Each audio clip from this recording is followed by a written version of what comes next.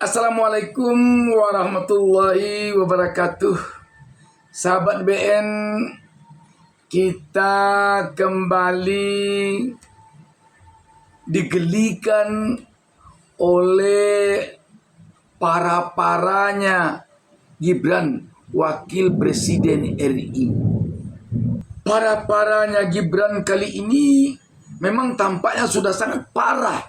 Kalau sebelumnya para ini disampaikan Gibran dalam acara Fatayat NU, kali ini dia menyampaikan ucapan para itu pada acara Pemuda Katolik.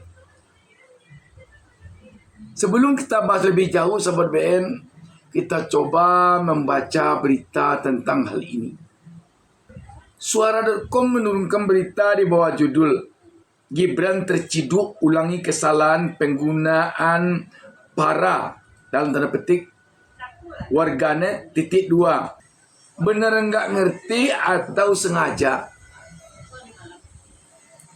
Berita ini hari Minggu 22 Desember 2024. Suara.com. Wakil Presiden RI Gibran Rakabuming sebelumnya menjadi sorotan warganet di media sosial karena salah menggunakan kata para dalam sambutannya di acara pembukaan konferensi besar 2024 Fatayat Nahdlatul Ulama YU pada Jumat 13 Desember 2024. Dalam video yang beredar sebelumnya, Gibran Rakabuming memanggil para tokoh hingga para kiai menggunakan kalimat para kiai. Padahal kata para itu sendiri sudah merujuk pada pengacauan kelompok atau menunjukkan arti jamak sehingga tidak perlu pengulangan. Namun dalam video yang berbeda, suami selfie Ananda itu lagi-lagi mengulangi kesalahan yang sama. Kali ini kesalahan penggunaan kata para itu terdengar dalam sambutan Gibran Rakabuming saat menghadiri acara pelantikan pengurus pusat Pemuda Katolik pada Selasa 17 Desember 2024. Alih-alih belajar dari kritikan netizen sebelumnya, Gibran terdengar menggunakan kata para dalam sambutannya tersebut. Hal ini terlihat pada video yang dibagikan ulang oleh akun X @pelatih tidur. Begini ucapannya, stunting, apapun itu pasti bisa diakselerasi kalau anak-anak mudanya itu ikut terlibat. Jadi sekali lagi, terima kasih dan selamat untuk para anggota Pemuda Katolik yang hadir pada malam hari ini. Ucap Rakabuming. Jadi kata Gibran pada kesempatan ini, para pemuda Katolik. Unggahan tersebut sontak menuai beragam respon dari sesama pengguna X. Mayoritas warganet mempertanyakan kemampuan berbahasa Indonesia Gibran Rakabuming. Pasalnya, jika memang terdapat kesalahan pada video yang sebelumnya beredar, publik bertanya-tanya mengapa Gibran Rakabuming mengulangi kesalahan serupa. Namun di sisi lain sejumlah warganet curiga jika kesalahan tersebut sengaja dilakukan Gibran Rakabuming demi menarik perhatian. Meski begitu, kesalahan pada penggunaan bahasa Indonesia bukanlah sesuatu yang baik. Terlebih, Gibran Rakabuming merupakan wakil presiden yang seharusnya mengerti penggunaan bahasa. Seharusnya tidak mengerti saja. Dia menjadi contoh bagi rakyat Republik Indonesia ini di dalam segi apapun, termasuk dalam segi berbahasa.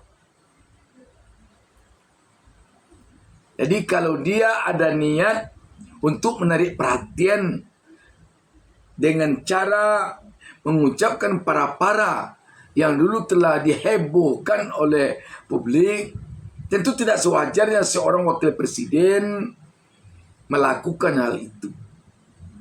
Tidak wajar seorang wakil presiden menarik perhatian publik dengan cara mengulangi kesalahan. Sehubungan dengan ini, banyak sekali di sini komentar netizen. Antara lain, netizen mengatakan, berarti beneran emang nggak ngerti dia. Komentar Ed Rota. Saking nggak ada prestasinya, narik perhatian pakai blunder yang disengaja. Sedih banget negara gue ini punya pemimpin model kayak gini. Tambah Ed Sae. Gue bahkan bisa bilang kalau public speaking gue lebih bagus daripada wapres ini. Timpal Ed Road.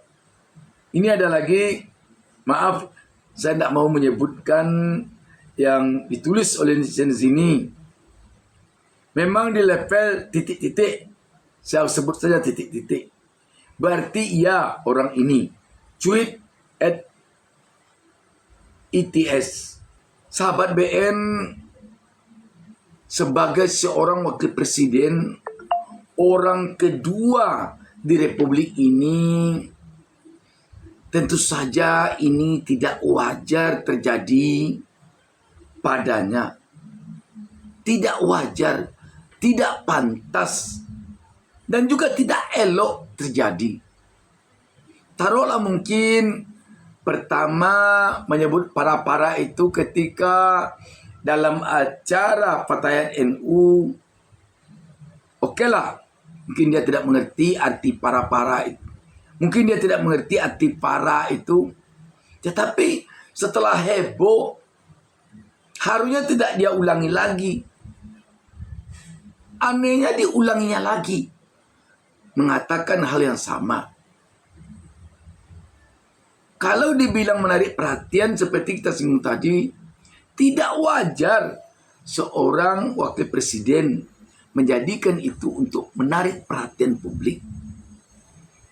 Itu namanya bisa jadi berolok-olok atau mengolok-olokkan bahasa.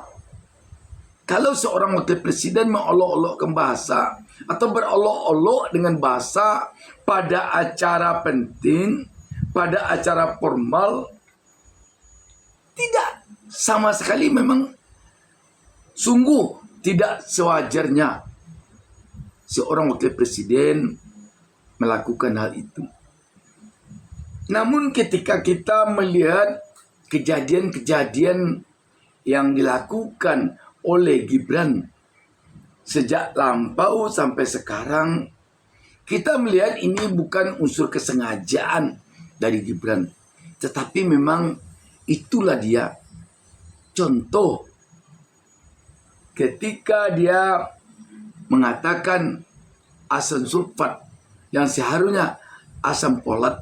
Demikian pula ketika dia memimpin rapat sebagai wapres baru-baru ini dengan membaca teks. Kalau kemampuannya ada, kita yakin dia tidak akan membaca teks dalam memimpin rapat yang, kalau kita tidak salah, kemarin ini rapat tentang olahraga. Ya, baca teks aja. Jadi kalau demikian, memang berat dugaan kita. Inilah dia Gibran. Yang kita lihat lancar dia berbicara di depan publik hanya satu kali saja.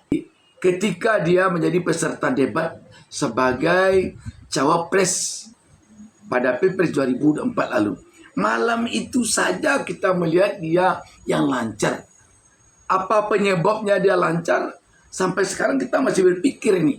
Apa penyebabnya pada kesempatan malam itu dia begitu lancar? Lancar sekali. Waktu itu lancar sekali dia bicara.